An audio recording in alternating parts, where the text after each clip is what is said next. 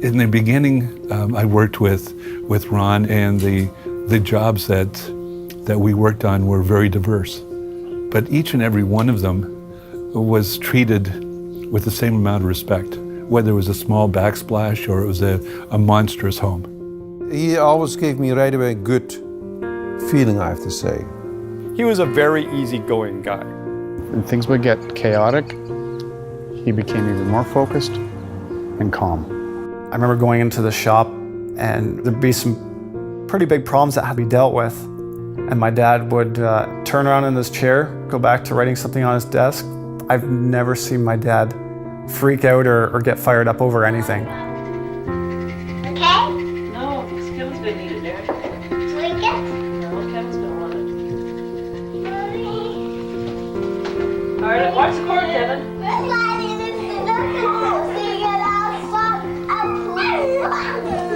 It all began with that shoe on the wall. A shoe on the wall shouldn't be there at all. Yeah. Then I looked up and I said, oh man, and that's how Wacky Wednesday began. Oh,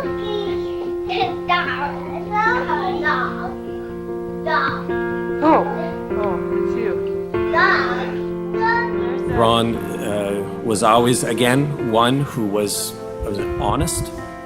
We found him to be very honest and upfront with things. And my impression would be the same. Very professional in his approach, very honest in his comments. Called it the way it was, how he saw it. So we all enjoyed dealing with him because it wasn't going to be a surprise. It was always upfront and open. Deeply committed, family man. He seemed to care for everybody. Ow! You're pulling my mustache.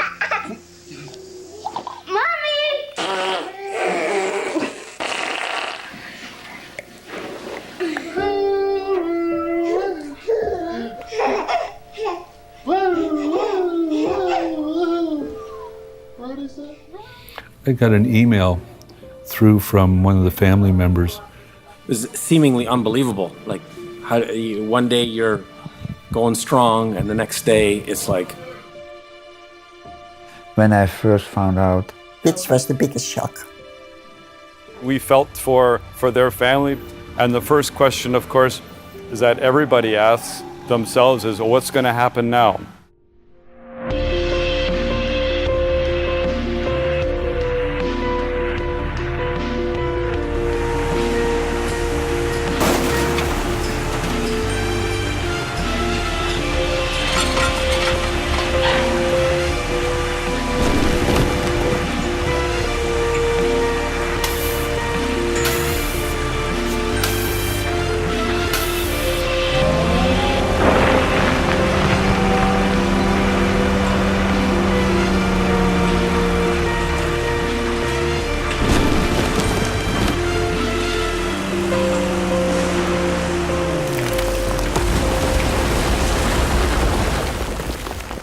The business was started by my grandfather in 1961. Him and my Oma had came over from Holland. I ended up working for a lumber company, and they made windows and all that and stuff, and kitchen cabinets and all that. I thought to myself, I would like to build my own house, you know. Oh yeah, and he says, if you don't try, you don't know.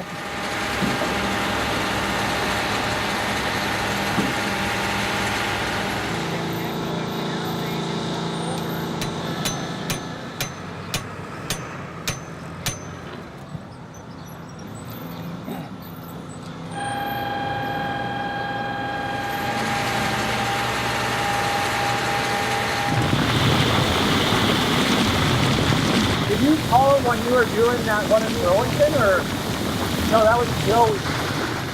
So I picked up a plan, and I showed it to my parents. My dad says, "You want a big house like that? What you gonna do with that?" I said, "Well, you never know, you know. Might come in handy." So I did, because yeah, we had a few kids in no time. Anyways.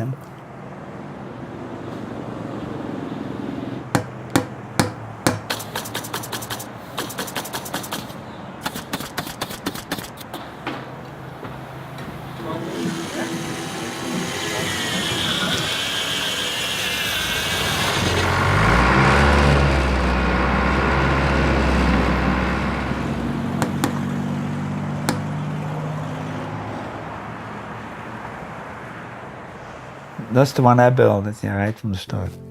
So that is over. Well, you just started with about 60. So it's still standing.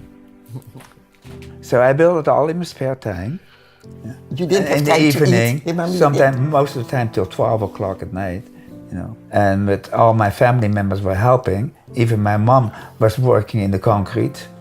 It took a whole year to sell that house, you know.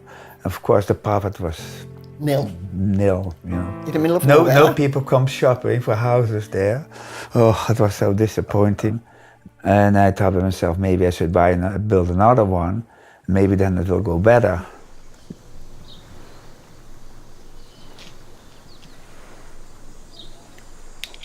Okay.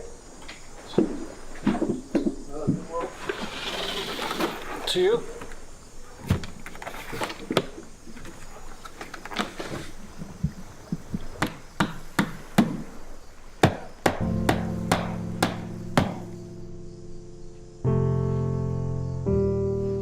The problem was, in the olden days too, you couldn't go to the bank and get money because you had nothing behind you. And he couldn't hire people to help him because he didn't have any himself. And then halfway, you know, I had to give up. It didn't He had work a nervous out. breakdown, yeah. Or Almost. close to it, yes. Some of the kids went already to high school, right? You know, they were always making things And they well felt like being part of the business. You know? Over the years, Ron would work through the summer with his dad or in the evenings with his dad. And when Ron finished high school, he went to work full-time with his dad. So then I started to call it. It's Arnold Hendriks and Sons. Yeah. This is how it started.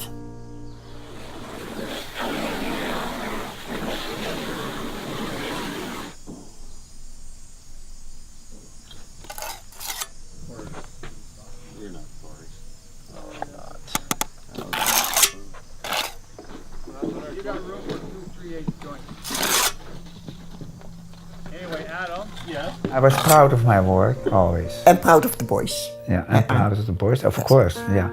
But it was hard work. Really hard work. I said, you can't go on like this. And I said, I hope, you know, that you can enjoy your old age a little bit more. I said, why don't you start thinking of just quit? I said, we are not rich, but we can make it, you know. Ron's mother and father were interested and they started thinking about retirement. And they were, you know, obviously thinking of the succession planning. And Ron bought out Fred from the company, and Ron continued on the company Homes by Hendriks, and Fred went off and started his own business. At that time, it was obviously a big transition because, you know, Ron was now on his own, so him and I were running the business. You know, we certainly, when this all happened, we just determined that we were going to get busy and just keep on forging ahead and focus on the work and focus on the customers and just keeping that going forward. We did right away, we got an architect. Now, we had some different quotes, of course. So the architect did get all the paperwork together. That was presented to Ron, and he was a person to, listen and that you can make it work it out. I will start with the pool here. You know, this is the pool.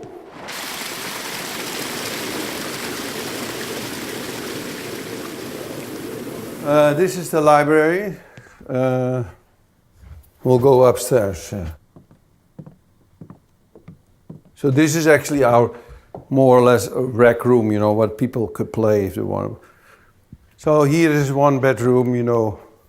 This is actually, it is a bed stay. So that you can, you know, get another place to sleep. In the early days, in Holland was very tight. House is very petuni. And here the same, you know, actually is another bedroom. So there's lots of space, and we are, we have 6 children. Eh? Here, so the kitchen, you know, everything is a bit geared to the lake. This is our bedroom, you know, and then is there another bathroom. Who made that? Dat is Obi, dat is me, and dat is she, Corine den Hertog, dat is her maiden name. En ken hem in al uw wegen, dat was our text, our wedding text.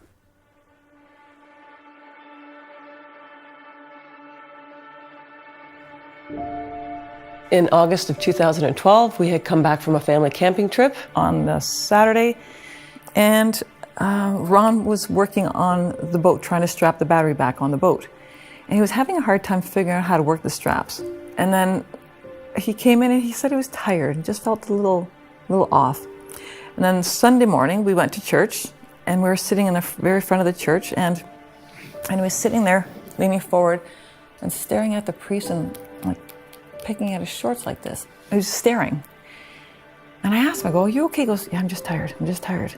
And then he started talking about he just felt fuzzy in the head. His head felt fuzzy. Then the next morning he got up and had our usual breakfast, and then he went up to the shop to meet with the guys and get all up to date. And he got in the truck and he was trying to figure out how to get from the shop to the one job site. And Ron was like a walking GPS. Like, you could drop him in the middle of a forest up north and he would figure his way out. And he told me, what had been happening. He goes, "I'm getting all these deja vu feelings, like where I've seen this before." And it was happening that fast, where he felt himself changing that quickly. And for Ron, like, he was a rock. And to see him like that, I knew that there was something really, really serious. So I called Dr. Managels back. I said, "If we go to the Emerge, will they be able to do the CT scan right away?" He goes, "Yeah, and I think you should do that."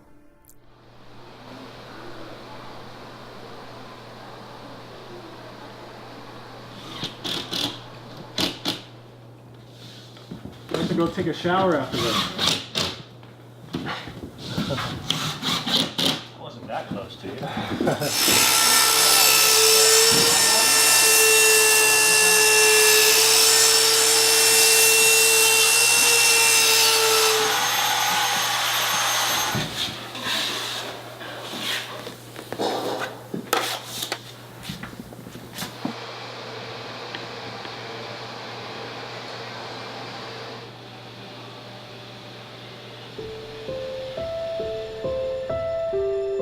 So Ron went at 2 o'clock and I went at 3 o'clock. They did the tests, CT scans, and at 10 o'clock at night, they moved us to a private room. And we sat and waited. But then the doctor, I saw him walk up to the door and I saw him do this little look. He went. Later that night, and I think it was around 11 or 12 o'clock, that I had received a call from my mom, and I knew sort of something was up. And he walked in, turned the chair backwards, and he sat down. He said, "You have a tumor in your brain. We cannot let you go home because it's to the point where you'll probably start seizuring." And I remember him and I laying together on the gurney and crying because we knew. He told us it was pretty bad. And just thinking, what's the extent of it? Like, how bad is it? Is it terminal? Is it, because brain tumors are never good news. It was fear of sort of the unknown, right? I didn't know. I just knew it was a brain tumor. Didn't know what sort of, was it cancerous? Was it benign? Like, what was it? We sort of had this hope in our minds, or at least I did in my mind, that my dad would have an operation and he'd bounce back. He'd be out of work for maybe a month or two. So then we had been able to see go to the specialist within a couple of days. From her take, she had said it could be one of these three things. She won't know for sure until she does the surgery. But if it is the worst thing, the timelines for survival are extremely short. We're talking like maximum a year. So her having said that really made us realize, this is a man whose life has just gone.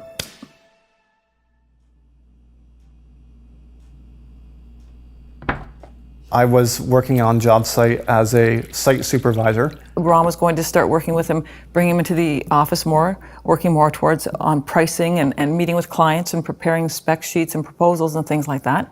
We were giving that about 5 to 7 years. That transition happened very, very quickly, over a matter of, I would say, actually a couple weeks. And so Darren came off site and stepped into the office.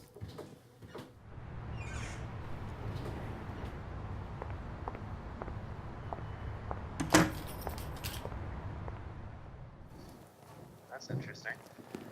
Yeah. Like what? Like the windows being And it's cracked. Well, you know what? There's maybe one like sign of a puncture mark or something like that. So I'm gonna take a picture and send it to you. Yep, sounds good. Okay. We'll have to get the glazing replaced. Yeah. Yep. Okay. Bye. I try and walk through every week or two just to check up on things and notice that almost appeared there was like a point of impact that caused this glass to split in this pattern. So I gave Greg a call, who's looking after the job site here, just to make him aware of it, because obviously we're going to have to get this glazing unit replaced because it can't stay like this. So with this window, because we can't prove who did it or when it happened, obviously this is going to be something that Homes by Hendriks has to pay for and will incur the cost on, because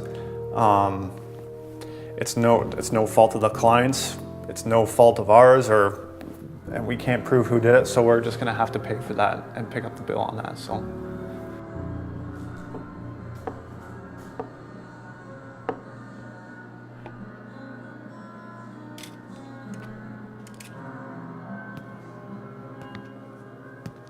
Well, Darren came in and he was young and really, I mean, a huge load to carry with all that changed. And Darren is certainly in shock, that I am now, to take over. Yeah. Which, as you can imagine, after Ron had been doing this for that many years, and Darren had been working on site, for him to step in and take over was a huge task, just monumental. And at the same time, of course, he was dealing with his dad's illness. Do something, it might be too busy once you have everything else there, right? Yeah. The one thing I noticed that when we noticed imperfections in the wall, I asked Hendriks, what should we do? And I like when he said, make the chair rail laser straight. Because we have a little bit of the bow in the wall that from the crowns and the studs, that with the longer walls, if we were to put the chair rail right up against the wall, you'd see a little bit of a bow. So what we're doing is we're actually shimming it out so that on the longer wall, so you get a nice straight run. To achieve that, we have to shim in certain spots to get it nice and straight, laser straight, as they said. But what we need to do is, instead of just caulking this, we're actually going to feather the wall out, because otherwise you'll see the inconsistency in terms of the thickness of the top of the chair rail. So focusing on the details here and trying to get it looking good. So. I wasn't even thinking about business at that point. I was just sort of trying to be there for my dad. I would work during the day, and I would go to see him at night, every night. And I would stay at the hospital until he fell asleep or I was falling asleep. So to try and spend as much time as I could with him. To see someone crying, saying that they were scared of what was going to happen was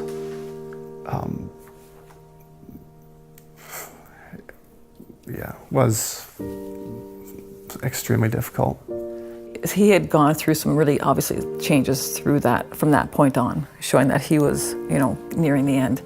And I remember I climbed into the bed with Ron.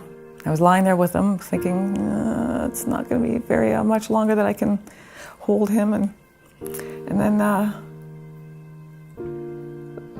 you could see his breathing starting to change. So I went and woke up all the kids because they were staying over. And worst thing in the world, opening the door going, okay, I think it's time. So they all came and we sat by Ron's side and we all sat there and we just spent time with Ron. And he would breathe and breathe and breathe and stop. And we think, and then he'd breathe and breathe and breathe and stop. And then Bradley and I looked at each other because every time you think, that's it, but that's him. He was not given he fought to the end. But then it was his last.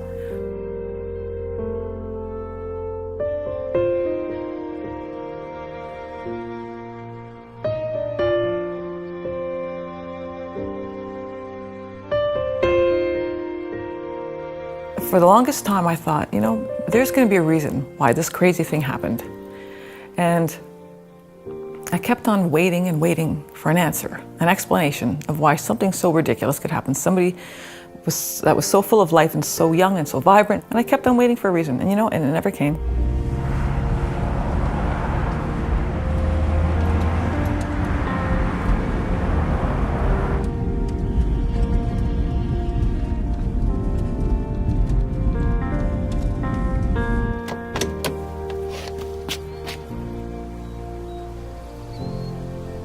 A lot of the things that my dad had done, I have never done before. And just me wondering that, I don't know if I should look for another job, or because I don't know if I can do this or not. I imagine they would consider closing. I would have considered closing if I was in that situation. It'd only be natural. You have option A or option B. Option A, keep going. Option B, close up shop and go and work with somebody else. So, and I really didn't know how that was going to go.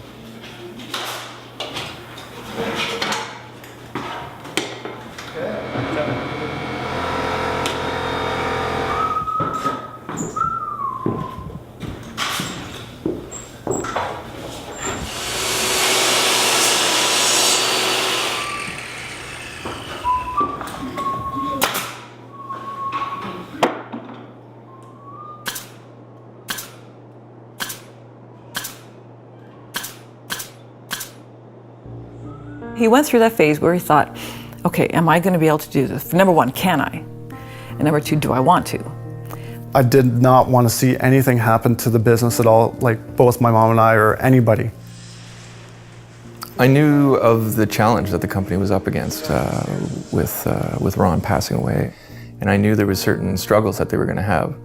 I always sort of admired the company, so I was flattered that they called.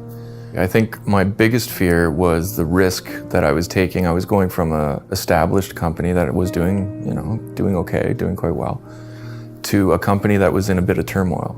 And I was fearing if the company didn't do well, and it was after I came over, that it happened on my watch. And I didn't want to be responsible for the demise of Homes by Hendriks.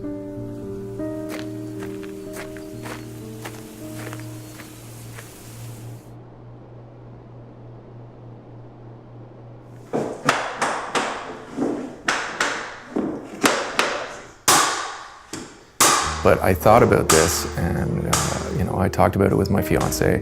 We just thought it was the right move to make. It was the challenge. I was up for the challenge. He had the same ethics and the same expectations, and he felt that he would be a good match. So yeah, I went for it. We just stayed busy. We just kept working. We just kept at it. Kept on doing the same thing that we were always doing.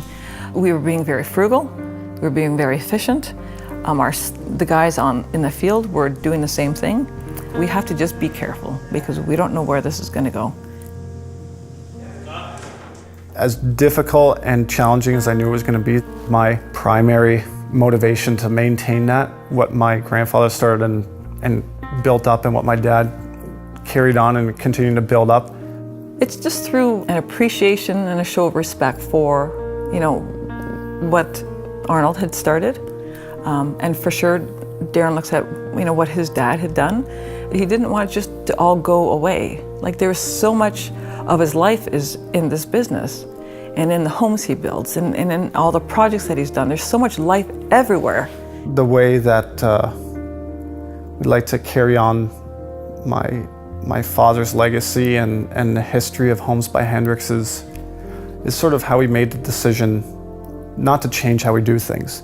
I'd like to honor my dad's legacy by working based on what he established, the core qualities being putting in an honest day's work, doing a quality job, and just building relationships with people. Having the sort of Hendriks name affiliated with the projects we do, it's more than just sort of a product you're offering. It's giving them that trust and that long-term trust that you're going to be there to sort of service what they sell. This is a home that Ron built. We saw his name as once he was the builder of the year for the Niagara region, and we contacted him. And I guess this was the last house that Ron worked himself on. So, you know, Yes, with the hammer and the nail, and like, he actually worked. Darren, I think. Darren. They both came, and I think he always had attention to details. He walk around with us and say, is there anything that's not quite right? But because the workmanship was so excellent, it was always right. So, and if we there are problems that come up, and I think it's important to have a good builder that would cooperate with you and discuss things with you and then do the things. And some small modifications also went from and we had no problem with that, you know. So we learned that it's important to have a builder that sees your vision, you know, and works with you to accomplish what you're. In fact, Ron became a member of the team. We never thought it was us versus him. He was part of our team. So, and we feel very sad because he was such a nice man to know. Besides building your house, he was honest, friendly, very pleasant to deal with, and we miss him too, actually. So. I'm glad they're still carrying. The son is still carrying on the business, that the is legacy, excellent. because they are dedicated to their job that they do. You know, take care of the details and do a wonderful job.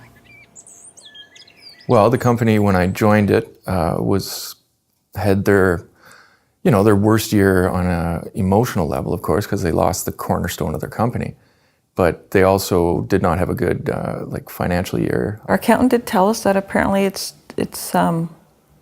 takes a couple of years before the full effect is felt, and so we thought, so we're definitely not out of the clear. So the house behind me here is a little bit out of the ordinary. It's not your conventionally framed typical residential house. This one, as you can see, is a pretty large steel structure, which is supporting pre-cast 12-inch concrete floor panels. And then what's going on behind me right now is the framers are filling in, just doing some infilling. It's non-structural walls for the assemblies on the exterior and the interior. And it's just to get a really strong, robust structure.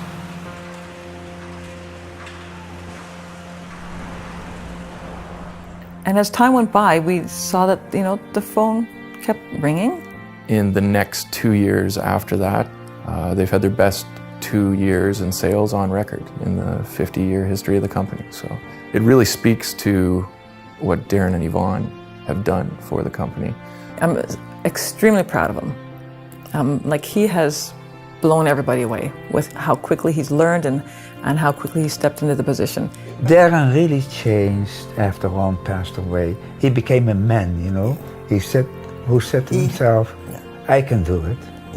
And there wasn't any doubt before that, but you could just fill the role. But to fill it and fill it well is totally different. To be able to decide to keep going and then to grow it instead of just try to get back to where you were, they're surpassed that. And take a look around the peninsula, and they are as busy as anybody could possibly be.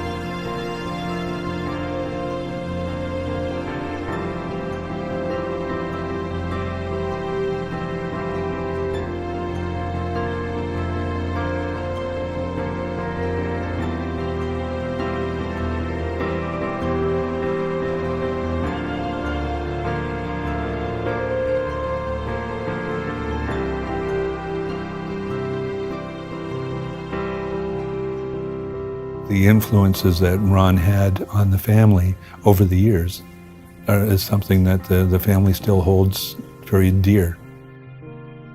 The care that he had for his wife, for his children was everything to him. That example what Ron has given and the way he lived. And so that influence is, in my mind, what makes the company what it is.